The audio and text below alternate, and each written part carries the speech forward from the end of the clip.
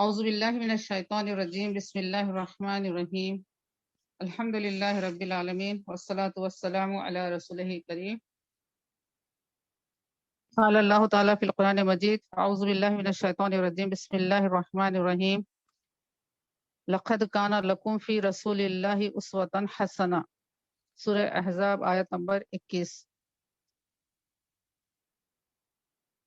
کہ نبی کریم صلی اللہ علیہ وسلم کی حیات تمہارے لیے بہترین نمونہ ہے۔ اور آج ہم ہجرت کے 7ویں سال کے متعلق بات کریں گے، اور اس کی شروعات ہوتی ہے غزوہ خیبر سے، کیونکہ غزوہ خیبر 7 ہجری میں محرم کے مہینے میں واقع ہوا۔ اور اس کے جو محرکات تھے وہ یہ کہ یہود حجاز کے علاقوں سے نکل کر، یعنی مکہ مکرمہ اور مدینہ منورہ سے نکل کر کنارے کے جو ممالک ہیں ملک شام کے قریب مقام خیبر میں جمع ہو گئے تھے۔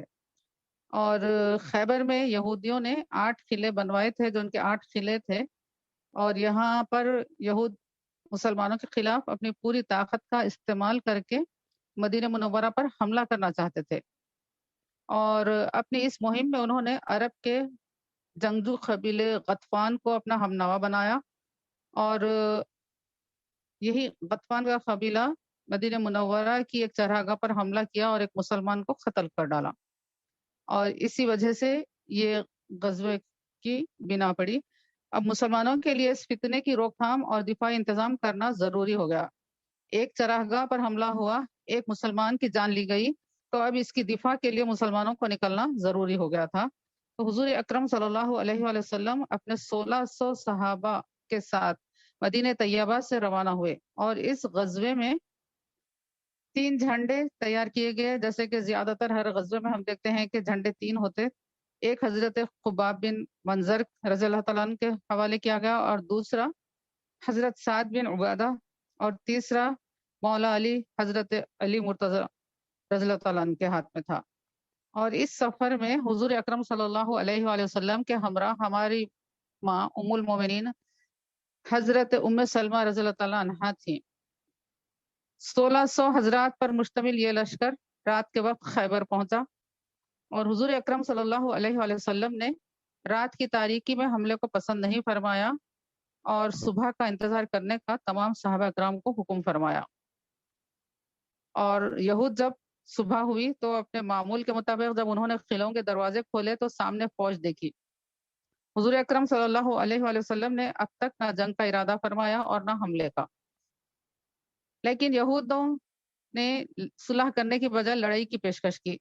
تب حضور اکرم صلی اللہ علیہ وآلہ وسلم نے حملے کا حکم دے دیا۔ یہود کے بعض قلعے صلح سے حاصل ہو گئے، یعنی اس میں جو ان کا امیر تھا، جو قلعے کے اندر جو فوج تھی، وہ لوگ مسلمانوں سے لڑائی یا مدبھیڑ نہیں کر کر صلح کر کر اپنے آپ کو سرنڈر کر دیے، اور بعض قلعے جو ہے تھوڑی سی لڑائی کے بعد فتح ہو گئے۔ لیکن ایک قلعہ ایسا تھا جو کہ ان کا تمام قلعوں میں بہت مضبوط قلعہ تھا، جس کو کہ خموس کہا گیا تھا اور محفوظ قلعہ سمجھا جاتا تھا۔ اس قلعے میں فوج بھی زیادہ تھی، اور اسی میں یہودیوں کا جو سب سے نامور بہادر شخص جس کو وہ سمجھتے تھے اسی میں تھا، جس کا نام مرحب بتایا گیا کتابوں میں، اور جسے کہا جاتا تھا کہ یہ 1000 سوار کے برابر ہے، یعنی کہ 1000 سوار مل کر جس طریقے سے حملہ کرتے ہیں اس ایک شخص کے پاس اتنی ضرورت اور قوت تھی، اور وہ اس قلعے کی حفاظت کر رہا تھا۔ اس لیے اس قلعے کو فتح کرنے میں بہت دشواری اور کئی دن لگ رہے تھے۔ کئی روز اسی قلعے کو فتح کرنے کی مہم جاری رہی، لیکن یہ قلعہ فتح نہیں ہو پا رہا تھا۔ اور مسلمانوں نے سب سے پہلے جو قلعہ فتح کیا اس کے دوران 50 صحابہ زخمی ہوئے تھے، اور حضرت محمود بن مسلمہ رضی اللہ تعالیٰ عنہ شہید ہوئے۔ لیکن یہ خموس کا جو قلعہ تھا، مرحب کی موجودگی کی وجہ سے یہ فتح نہیں ہو رہا تھا۔ ایک دن حضور پاک صلی اللہ علیہ وسلم نے فرمایا، کل میں ایسے شخص کے ہاتھ میں علم دوں گا جس کے ہاتھ پر اللہ تعالیٰ فتح عطا کرے گا مسلمانوں کو، اور وہ شخص اللہ اور اس کے رسول سے محبت کرتا ہے، اور اللہ اور اس کے رسول بھی اس شخص سے محبت کرتے ہیں۔ یہ اتنی 3 اہم باتیں کسی شخصیت کے بارے میں بتائی گئیں اور صبح ان کے ہاتھ میں جھنڈا دیا جائے گا۔ تو اب صحابہ اکرام کی بے چینی کا اندازہ کیجئے کہ یہ رات بڑے اضطراب اور بے چینی میں گزارے کہ کل کس خوش نصیب کے ہاتھ میں یہ جھنڈا آ جائے گا، کس کو یہ اعزاز حاصل ہوگا کہ قلعہ ان کے ہاتھ سے فتح ہوگا، اور کس کے لیے خوشخبری آئی ہے کہ وہ اللہ اور اللہ کے رسول کا محب ہے، اور نہ صرف محب ہے، وہ بھی اللہ اور رسول سے محبت کرتا ہے۔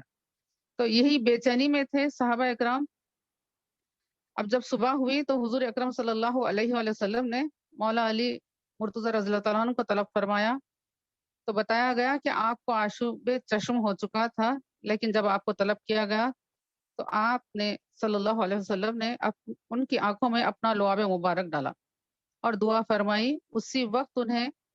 مولا علی کو ایسی شفا عطا ہوئی گویا کہ آپ کی آنکھ میں کچھ تکلیف ہی نہیں تھی، اور پھر مولا علی کرم اللہ وجہ یہ فرماتے کہ ساری زندگی مجھ کو پھر وہ اس آنکھ میں کوئی شکایت نہیں ہوئی، کوئی تکلیف نہیں ہوئی۔ کیوں نہ ہو شفیع المذنبین رحمت للعالمین کا لعاب دہن جس آنکھ میں چلا جائے، پھر اس کی نورانیت کا اندازہ کیجیے۔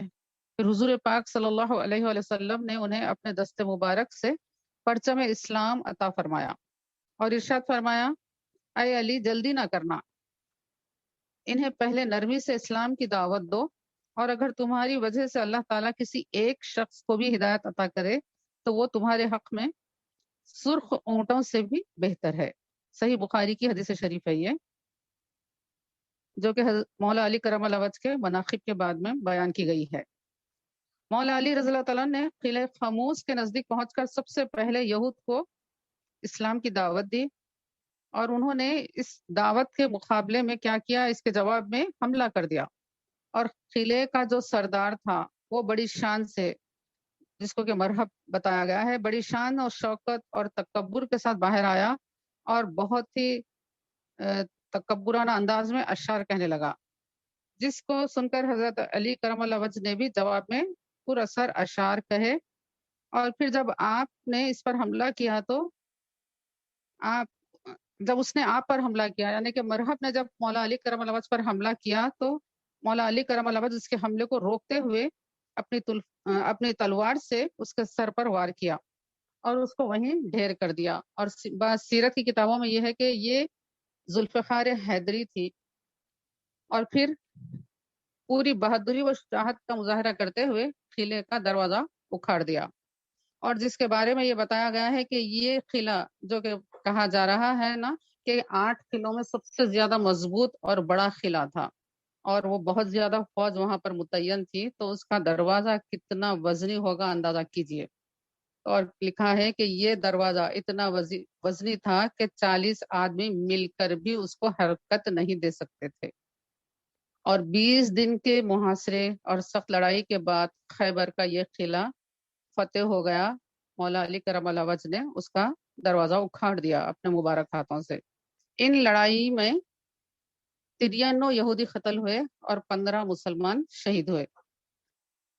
خیبر فتح ہونے کے بعد یہودیوں نے درخواست کی کہ ہمیں خیبر ہی میں رہنے کی اجازت مرحمت فرمائیں، ہم زمین میں کاشت کرتے رہیں گے اور زمین کی پیداوار کا آدھا حصہ آپ کی خدمت میں پیش کر دیں گے۔ رسول اللہ صلی اللہ علیہ وآلہ وسلم نے اس کو منظور فرمایا،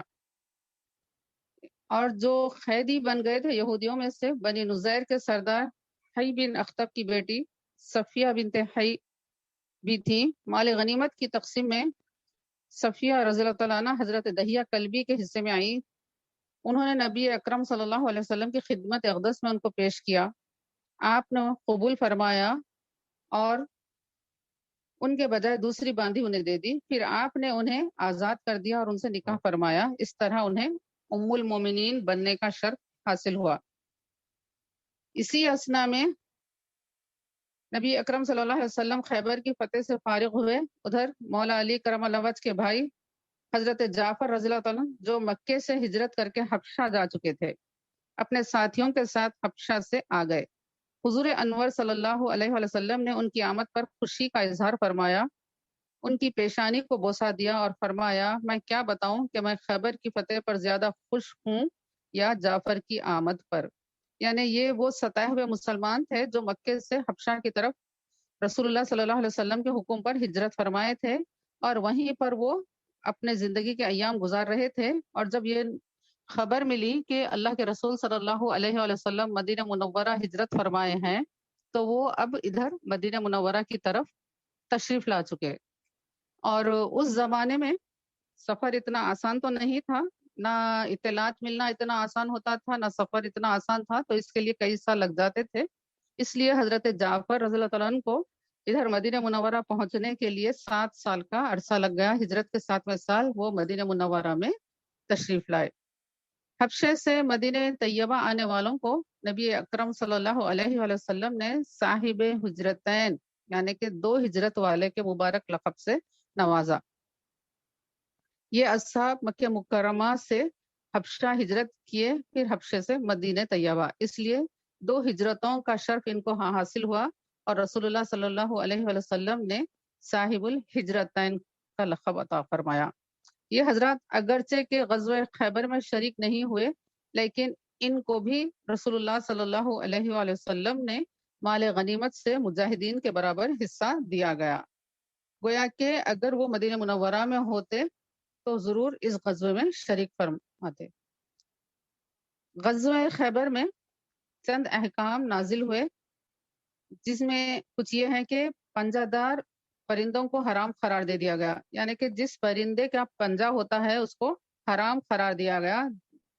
اور تمام درندوں کی حرمت کا اعلان کیا گیا، تمام درندے حلال نہیں ہیں۔ گدھا اور خچر حرام قرار دیا گیا۔ اسی طریقے سے عورتوں سے متا یعنی کانٹریکٹ میرج حرام قرار دیا گیا۔ اس سے پہلے تک متا جائز تھا، اور اس غزوے میں اس کی حرمت آ گئی۔ اور حدیبیہ کے وقت جو رسول اللہ صلی اللہ علیہ وآلہ وسلم اور اصحاب رسول صلی اللہ علیہ وسلم نے جو عمرے کی نیت سے احرام باندھا تھا، لیکن صلح کی شرائط کی بنا پر بغیر عمرہ کیے کہ وہاں سے واپس ہوئے تھے، عمرۃ القضاء ادا کرنے کے لیے اسی سال واپس جانے کا ارادہ فرمایا۔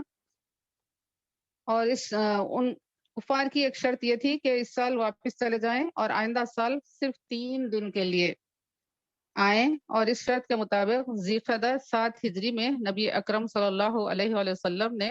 عمرے کا ارادہ فرمایا، اور یہ اعلان فرمایا کہ جو لوگ گزشتہ سال حدیبیہ میں شریک تھے وہ سب ساتھ چلیں۔ کل 2000 صحابہ اکرام کی یہ مبارک جماعت مقام ذوالحلیفہ سے احرام باندھ کر تلبیہ پڑھتے ہوئے مکہ مکرمہ میں داخل ہوئی۔ عمرے کی ادائیگی کے بعد رسول اللہ صلی اللہ علیہ وآلہ وسلم کعبۃ اللہ کے اندر بھی تشریف لے گئے، اور عمرۃ القضاء کے موقع پر نبی اکرم صلی اللہ علیہ وآلہ وسلم نے ام المومنین حضرت میمونہ رضی اللہ تعالیٰ عنہ سے مقام صرف میں نکاح فرمایا۔ اور آپ کون ہیں؟ حضرت میمونہ آپ کی چاچی حضرت عباس رضی اللہ تعالیٰ عنہ کی زوجہ حضرت ام الفضل کی بہن تھی۔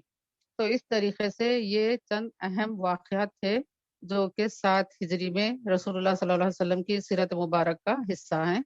اللہ تعالیٰ ہم سب کو رسول اللہ صلی اللہ علیہ وسلم کی محبت اور تعظیم اور اتباع میں زندگی گزارنا والا بنائے۔ وآخر الدعوانا ان الحمد للہ رب العالمین۔